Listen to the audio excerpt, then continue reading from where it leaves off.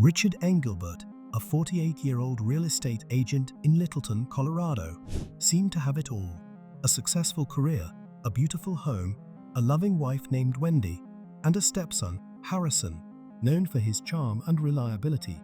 Richard was a respected member of the community, always seen with a smile as he drove clients around in his sleek black car with the personalized license plate, Sexy Realtor. Richard and Wendy appeared to be the ideal couple. Wendy was a respected school principal, known for her dedication to her students and her strong leadership. The couple lived in a large, well-maintained home with a manicured lawn, and Richard was actively involved in local events and charities. On the surface, their life seemed perfect, but behind closed doors, Richard harbored dark secrets that would ultimately lead to his tragic end. For the past 2 years, Richard had been engaged in a secret sexual relationship with his stepson, Harrison. Despite the risks, Richard kept this affair hidden, fearing it would ruin his career and his marriage. But this wasn't Richard's only secret. He also met other men for sex, using the homes he showed as a real estate agent as private meeting places. The stress of maintaining his double life was immense. Richard constantly juggled his public persona as a devoted husband and successful professional with the hidden turmoil of his illicit relationships. The pressure was mounting, and Richard knew that everything could come crashing down at any moment. In the days leading up to his death, Richard was focused on work, closing deals, and meeting clients. He was also looking forward to a weekend getaway to the Bahamas with Wendy, hoping the trip would help him escape his troubles, if only temporarily. But the weight of his secrets was taking its toll, and Richard was struggling to keep his life from unraveling. On the afternoon of June 27, 2014, Wendy Engelbert returned home from work earlier than usual. She was looking forward to a quiet evening, but as she walked through the door, she sensed something was wrong. The house was eerily quiet, and Richard didn't respond when she called out for him. Worried, Wendy headed to the basement, where Richard often spent time working or watching TV. As she descended the stairs, she noticed that the basement door was slightly ajar. When she reached the bottom, she was confronted with a horrifying sight. Richard's lifeless body lay on the floor, surrounded by signs of a violent struggle. A luxury men's belt was wrapped tightly around his neck, clearly used to strangle him. In shock, Wendy frantically called 911, screaming that her husband had been murdered. Her neighbor, Luby Johnson Gant, heard the commotion and rushed over to find Wendy in tears on the front steps. Luby stayed with Wendy, trying to comfort her while they waited for the police to arrive. Detective James Cattle, a seasoned investigator known for his methodical approach, led the investigation into Richard Engelbert's murder. The crime scene was brutal. Richard had clearly fought for his life before being overpowered. The belt used in the murder, along with other evidence, was carefully collected and sent for forensic analysis. Detective Cattle and his team began by interviewing Wendy, who was still in shock. She provided a detailed account of her day and her horrifying discovery of Richard's body.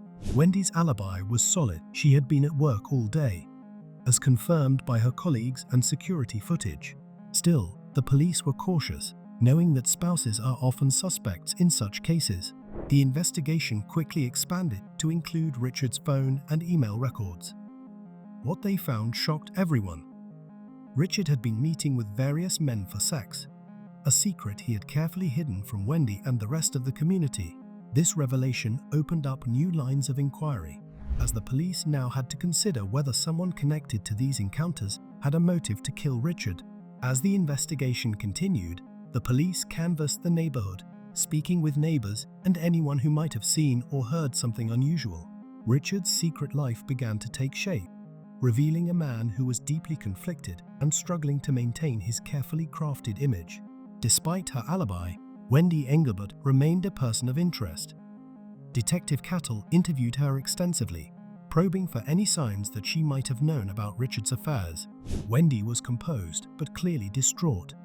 She insisted she had no idea that Richard was involved with other men, and expressed her anger and betrayal when she learned the truth.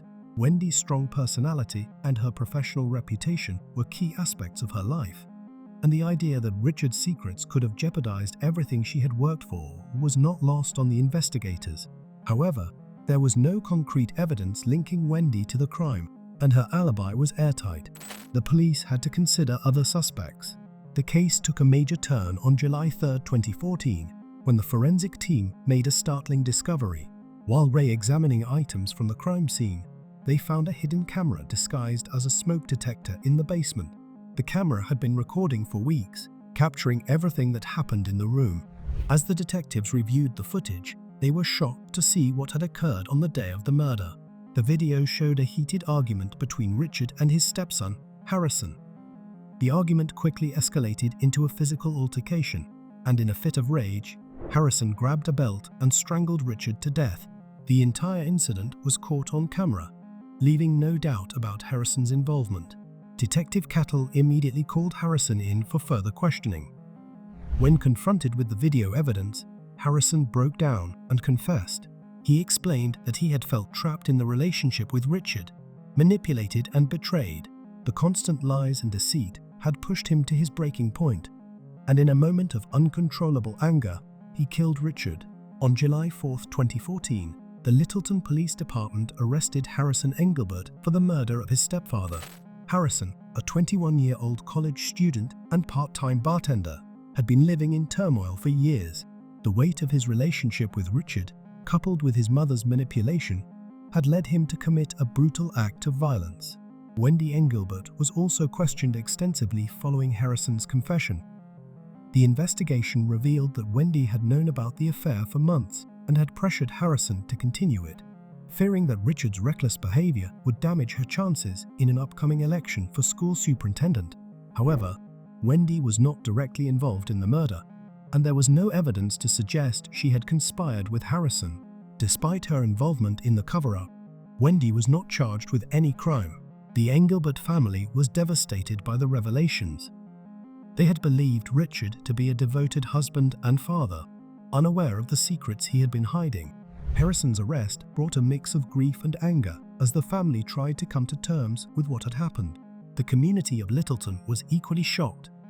The murder exposed a hidden world of betrayal and manipulation that shattered the town's perception of the Engelbert family.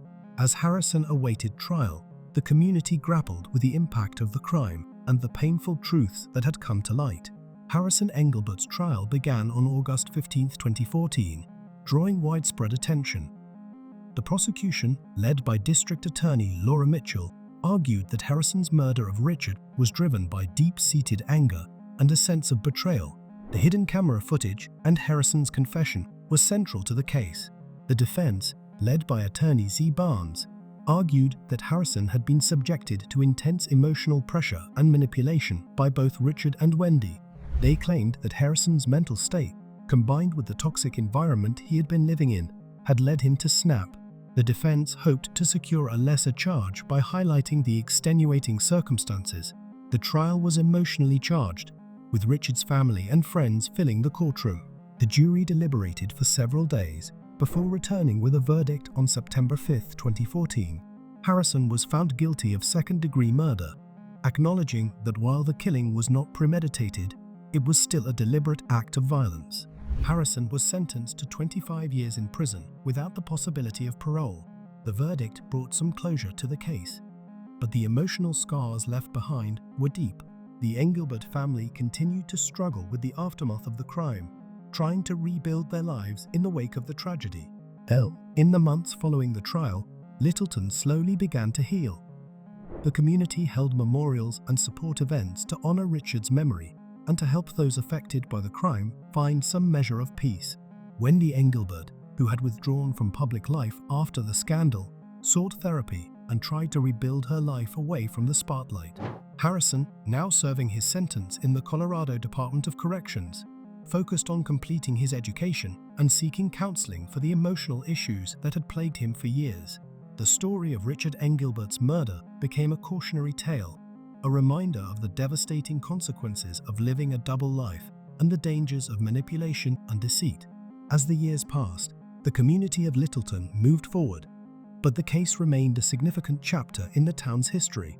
It served as a stark reminder of the hidden struggles that can exist behind seemingly perfect lives and the tragic outcomes that can result when